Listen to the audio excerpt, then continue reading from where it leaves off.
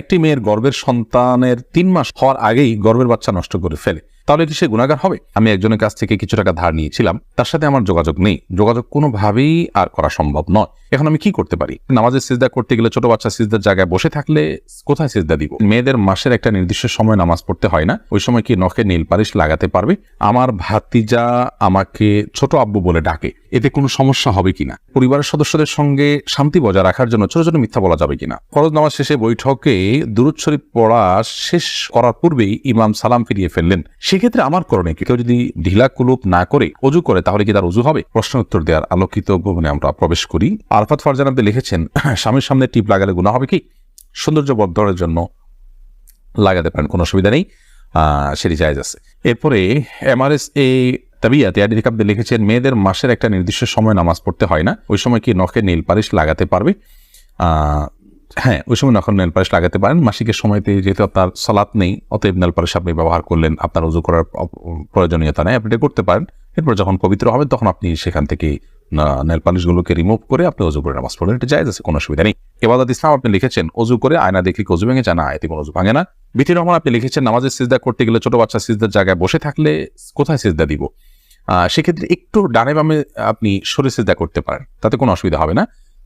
একটু এক কদম ডানে সরে গেলেন বা এক কদম বামে সরে গেলেন কিংবা এক কদম পেছে সরে গেলেন, কোনো অসুবিধা নেই। আর যদি কোনোই জায়গা না থাকে তাহলে এক হাতে আলতো করে বাচ্চাকে একটু সরিয়ে তারপর আপনি সিজদা করতে পারেন, কোনো অসুবিধা নেই।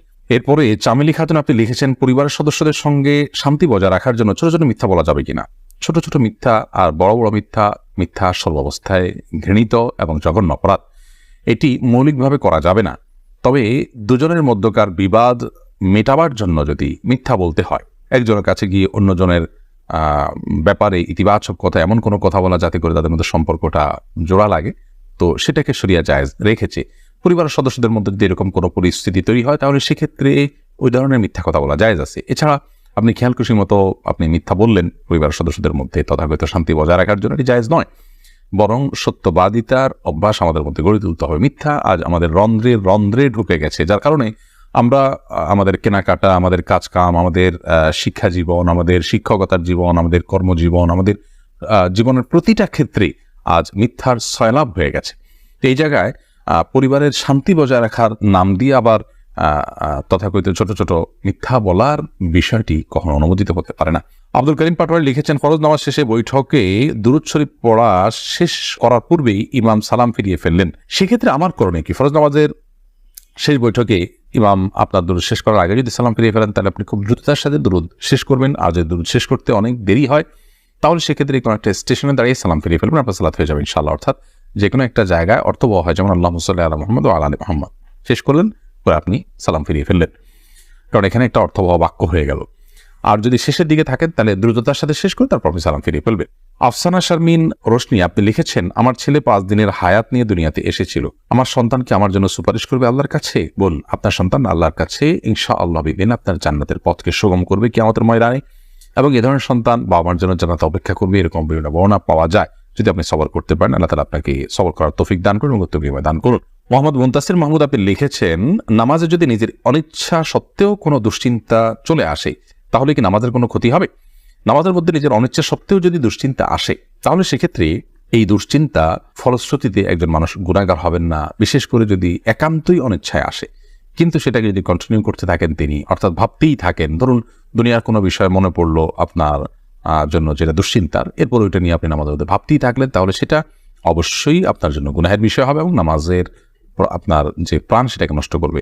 হঠাৎ কোনো দুশ্চিন্তা হলো এবং মুহূর্তের মধ্যে সেটাকে আপনি ভুলে গিয়ে সালাতে মনোযোগী হয়ে গেলেন, তাতে কোনো অসুবিধা নেই, এটা ইচ্ছার বাইরে হয়েছে। আর আখিরাত নিয়ে, আল্লাহর ভয়, কবরের আযাব, এই জাতীয় বিষয় নিয়ে যদি আপনার দুশ্চিন্তা হয় সেটা তো খুব প্রশংসনীয় বিষয়, কারণ সেটা আপনার সালাতকে আরো বেশি আপনার আল্লাহর কাছে গ্রহণযোগ্য করবে ইনশাআল্লাহ। জোস মাসুম মামুন এআইডি থেকে আপনি লিখেছেন, আমার ভাতিজা আমাকে ছোট আব্বু বলে ডাকে, এতে কোনো সমস্যা হবে কিনা? দেখুন, আপনার ভাতিজা যদি আপনাকে ছোট আব্বু বলে ডাকে তাহলে সেক্ষেত্রে মৌলিকভাবে কোনো অসুবিধা নেই, কারণ আমাদের দেশে অনেক এলাকাতে চাচাকে ছোট বাবা বলা হয়। ছোট বাবা বলা হয় এটা রূপক অর্থে, তাকে সত্যিকারের পিতা মনে করে বাবা বলা হয় না। মানে আম্মুর রাজুল ইসম ওয়াবি, একজন কারোর চাচা তার বাবার মতোই অনেকটা শ্রদ্ধার জায়গা থেকে এবং অন্য অনেক দিক থেকে, সেই জায়গা থেকে তাকে ছোট আব্বু বলার যে প্রচলন আছে, এই প্রচলনটা আপনার রূপক অর্থে বলা হয় সেই অর্থেই প্রচলনটা আছে, যার কারণে এটাতে আপনার বাপ নয় তাকে বাপ ডাকার যে অপরাধ, সে অপরাধ বা সে গুনাহ এখানে হবে না, কারণ ওই উদ্দেশ্যে কেউ বলেও না এবং বাবা হিসেবে গণ্য করে না। হাবিব রাজ আপনি লিখেছেন, আমার মামাতো বোন আমার বয়সে 5 মাসের বড়, আমি কি তাকে বিয়ে করতে পারবো? দেখুন, যিনি বয়সে বড় তার সাথে বিবাহ বন্ধনে আবদ্ধ হওয়া মৌলিকভাবে জায়েজ আছে, এটি কোনো নাজায়েজ বা হারাম কোনো বিষয় নয়। আমাদের সমাজে এটাকে দোষণীয় মনে করা হয়, সেটা আমাদের সমাজের দোষ বলতে পারেন। শরিয়াত এটাকে যাকে আপনার নিষিদ্ধ করেনি, বিধায় বয়সে বড়র সাথে বিবাহ বন্ধনে আবদ্ধ হতে পারে। বিশেষ করে নবী করিম সাল্লাল্লাহু আলাইহি সাল্লাম তিনি নিজেও খাদিজা রাদিয়াল্লাহু তাআলা আনহাকে বিয়ে করেছেন, তখন খাদিজা রাদিয়াল্লাহু তাআলা আনহা বয়স তার চাইতে বেশি ছিল। তো এখান থেকে বোঝা যায় নিজের চাইতে বয়সে বড় কাউকে বিয়ে করাটা শরিয়া দৃষ্টিকোণ থেকে মৌলিকভাবে অনুমোদিত। এটাকে দোষণীয় মনে করাটা বরং দোষের বিষয়। আমাদের শরিয়াতে এত ফ্লেক্সিবল রেখেছে বিষয়গুলোতেই, অথচ আমরা সেগুলোকে অনেক বেশি আপনার সংকুচিত করে ফেলছি, এবং যার ফলশ্রুতিতে নানা রকমের অপরাধ প্রবণতা কিন্তু আমাদের সমাজে বেড়ে চলেছে। শারমিন আক্তার আপনি লিখেছেন, আমি একজনের কাছ থেকে কিছু টাকা ধার নিয়েছিলাম, তার সাথে আমার যোগাযোগ নেই, যোগাযোগ কোনোভাবেই আর করা সম্ভব নয়, এখন আমি কি করতে পারি? আপনি যদি তার সাথে যোগাযোগের কোনো সুযোগ না থাকে এবং যোগাযোগের কোনো সম্ভাবনা না থাকে, তাহলে সেক্ষেত্রে ওই টাকাটা কোনো গরিব দুঃখীকে দান করে দিবেন তার তরফ থেকে, অর্থাৎ তার তরফ থেকেই ডোনেশন করে দিলেন, দান করে দিলেন, সবটা তার আমল নামায় যুক্ত হলেন, মাধ্যমে ইনশাআল্লাহ আপনি দায়মুক্ত হওয়ার চেষ্টা করতে পারেন। তারিমা আপনি লিখেছে, আমি প্রেম করে বিয়ে করেছি, হারাম সম্পর্ক করেছি, এখন কি করলে আল্লাহ আমার সংসার জীবনকে সুখের করবে? কোনো উপায় আছে কি? আমাদের দুদিন পর পর ছোট ছোট বিষয় নিয়ে অনেক ঝগড়া হয়, এখন আমরা কেউ কাউকে সহ্য করতে পারি না, এখন কি করলে আল্লাহ আমাদের শান্তি দিবেন? প্লিজ জানাবেন। বোন তারিমা, আপনারা আল্লাহর কাছে আগের কৃতকর্মের জন্য লজ্জিত হয়ে ধন্যবাদ ক্ষমা চাইবেন, চোখের পানি ফেলে মাপ চাইবেন যে আল্লাহ আমাদের অন্যার জন্য আপনি মাফ করে লজ্জিত থাকবেন। এর পাশাপাশি সুখী দাম্পত্য জীবনের জন্য আল্লাহর কাছে বিশেষভাবে দোয়া করবেন, সেই সাথে সুখী দাম্পত্যের জন্য যে আমলগুলো আছে সেগুলো করবেন, সবর এটার কসরত করবেন, যে ধৈর্য ধরে ধৈর্যের পাহাড় হওয়ার চেষ্টা করবেন, ইনশাআল্লাহ আল্লাহ তাআলা আপনাদেরকে সুখী করবেন। এ বিষয়ে আমাদের অনেকগুলো পরামর্শমূলক ভিডিও আছে, সেগুলো শুনতে পারেন। এমনি আলামিন লিখেছেন, কেউ যদি ঢিলা কুলুপ না করে অজু করে তাহলে কি তার অজু হবে? যদি পেশাবের পর পানি ব্যবহার করেন, তারপর আর পানি ফোঁটা পেশাব ফোঁটা না বাইর হয়, অজু হয়ে যাবে, ঢিলা করা তার জন্য ফরজ ওয়াজিব নয়।